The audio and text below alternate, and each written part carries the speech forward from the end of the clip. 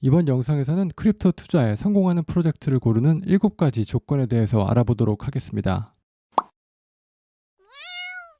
저는 해당 영상에서 언급되는 코인 중에 일부에 투자를 하고 있지만 투자 권유는 아니라는 점 말씀드리고, 투자하실 때는 개인이 직접 결정을 내리셔야 한다는 점 당부 말씀드리겠습니다.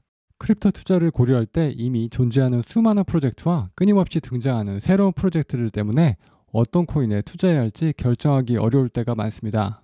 하나의 애플리케이션이나 인프라 프로젝트가 성공을 거두면 이와 비슷한 프로젝트들이 대거 등장하게 되면서 경쟁은 심해지고 투자 자본이 여러 프로젝트로 흩어지게 되는 현상이 지속적으로 발생하기 때문입니다. 개인적으로 이러한 현상이 크립토 영역에서 유독 심한 이유 중 하나는 크립토 프로젝트들이 오픈소스로 운영되기 때문이라고 생각합니다.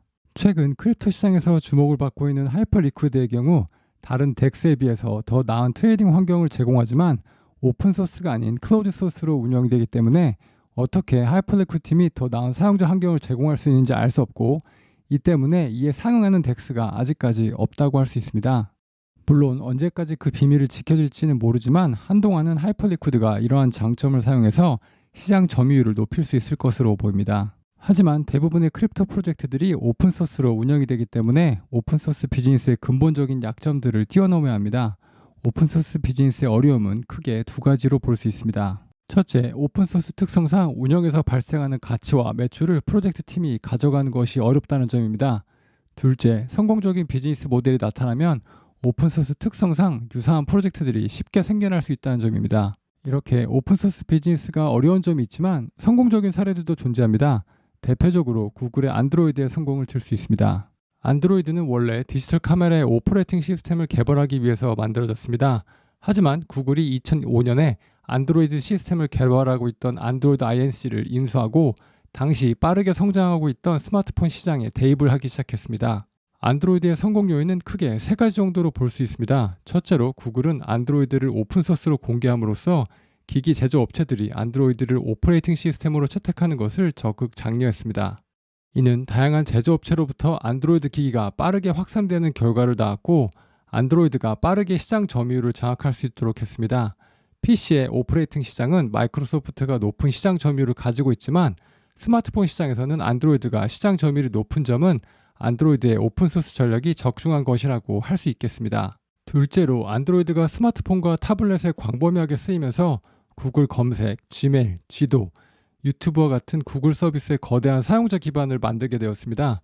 이러한 서비스는 안드로이드 생태계에 깊숙이 통합되어 트래픽과 데이터를 구글로 다시 유도하며 이는 광고 기반 비즈니스 모델에 매우 긍정적으로 작용하게 되었습니다.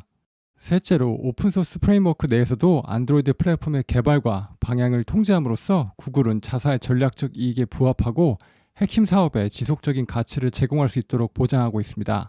이렇게 안드로이드의 오픈소스 특성이 경쟁과 혁신을 촉진하여 광범위한 기술 커뮤니티와 소비자에게 분명한 이점을 제공함과 동시에 이런 가치들이 구글로 모이게 되어 사업적 이익과 시장 점유율을 강화하는 데 성공을 했다고 할 수 있습니다. 정확한 비즈니스 목적을 가지고 운영이 된 안드로이드는 구글 비즈니스 자체에 해자를 만들어내는 데 큰 역할을 했다고 할 수 있습니다. 크립토 펀드인 테아의 펀드 매니저이신 펠리페께서 안드로이드와 마찬가지로 오픈소스인 크립토 섹터에서 양질의 프로젝트들을 식별할 수 있는 7가지 조건에 대해서 트위터에 공유를 하셨습니다. 첫 번째는 규모의 경제입니다. 규모의 경제는 기업이 특정 크기 이상으로 성장하게 되어 소규모 경쟁 업체보다 가격을 낮춘 서비스를 소비자에게 공급할 수는 있지만 비즈니스가 대규모로 운영되기 때문에 지속적으로 경쟁에서 살아남을 수 있는 구조를 말합니다.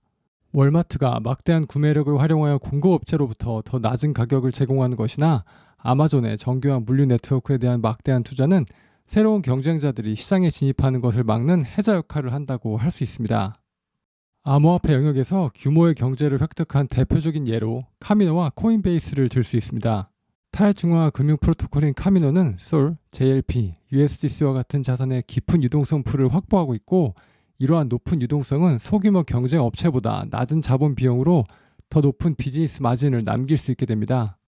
대형 자본일수록 유동성이 높은 풀에 자금을 예치하는 것을 선호하는데, 카미노가 이러한 깊은 유동성 풀을 바탕으로 대형 자본들도 소화할 수 있는 위치에 있다고 할 수 있습니다.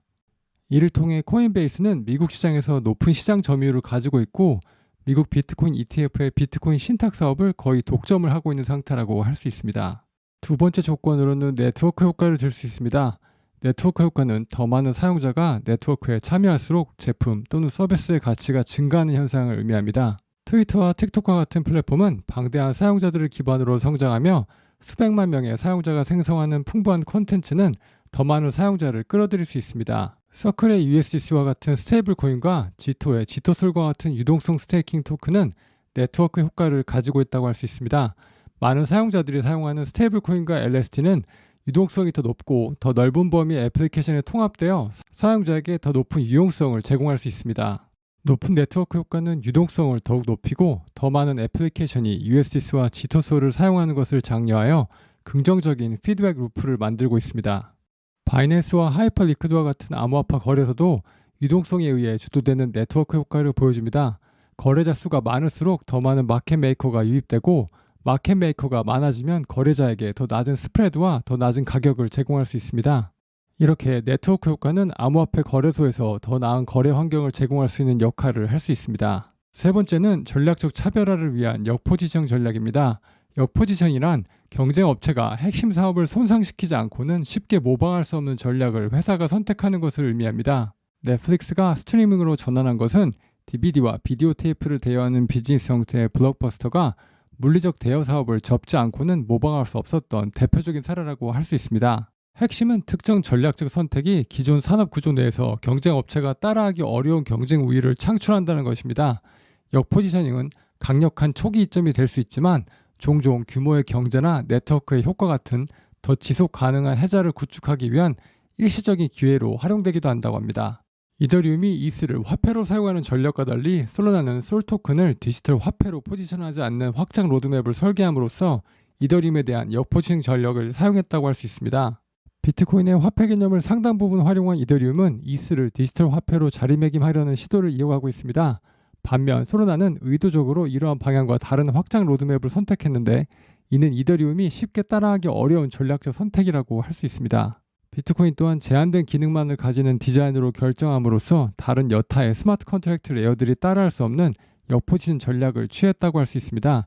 이는 비트코인에게 화폐와 같은 기능을 제공하지만 이더리움과 솔라나 등은 핵심 가치인 스마트 컨트랙트를 포기해야지만 비트코인과 경쟁을 할 수 있다고 할 수 있겠습니다.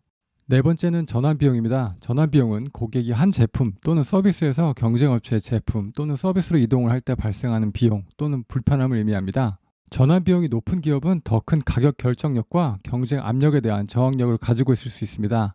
애플의 생태계는 사진, 연락처 및 애플리케이션의 통합을 통해 전환 비용을 발생시켜 사용자가 안드로이드로 전환하는 것을 불편하게 만들 수 있습니다. 스마트 컨트랙트 레이어로 자리를 굳히고 있는 이더리움과 솔라나의 경우 새롭게 등장하는 스마트 컨트랙트 레이어에게 전환 비용을 발생시킬 수 있습니다. 개발자는 특정 가상 머신을 사용하는 방법을 배우고 라이브러리를 구축하며 일반적인 문제에 대한 오픈소스 솔루션에 기여하는 데 시간을 투자합니다.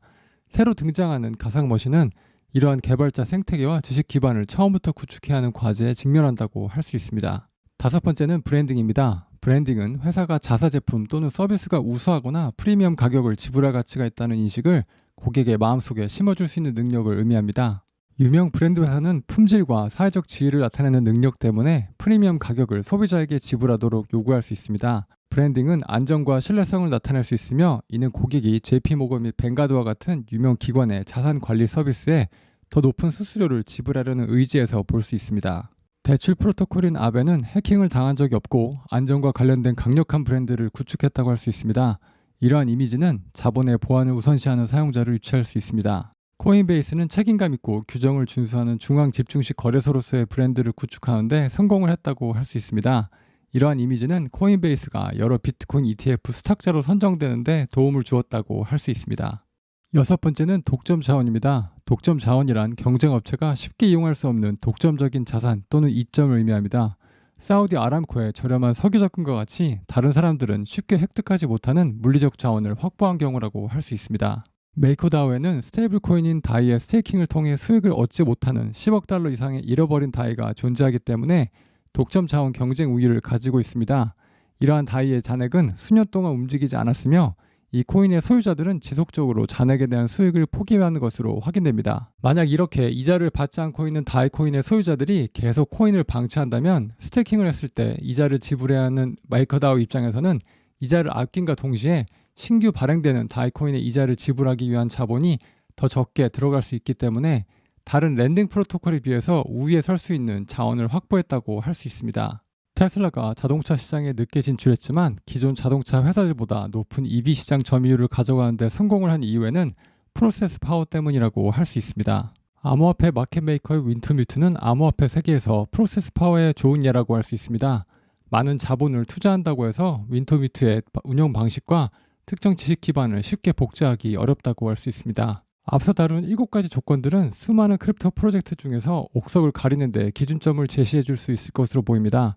물론 모든 조건을 만족하는 프로젝트들을 찾는 것은 쉬운 작업은 아니겠지만 경쟁력이 떨어지는 프로젝트들을 투자 대상에서 소구하는 조건으로 사용할 수 있을 것 같습니다.